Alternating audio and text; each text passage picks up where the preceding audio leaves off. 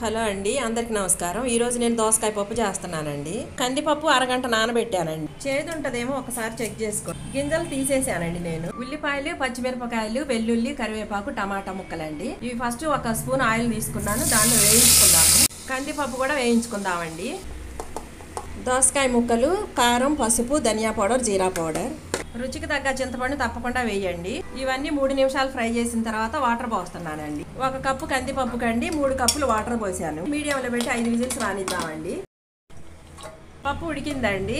మీకు ఇలాగే ముక్కలుగా కావాలి అనుకుంటే మెదపకండి, తాలింపు పెట్టేసుకోండి.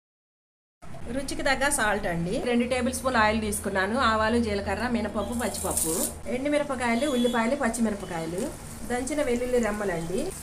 ఇలా డబల్ తాలింపుతో పప్పు చాలా రుచిగా ఉంటుందండి. 1 స్పూన్ నెయ్యి వేస్తున్నానండి. డబల్ తాలింపు దోసకాయ పప్పు రెడీ అయిపోయిందండి. మీకు నచ్చితే మాత్రం తప్పకుండా లైక్ చేయండి, షేర్ చేయండి, సబ్స్క్రైబ్ చేయడం మాత్రం మర్చిపోకండి.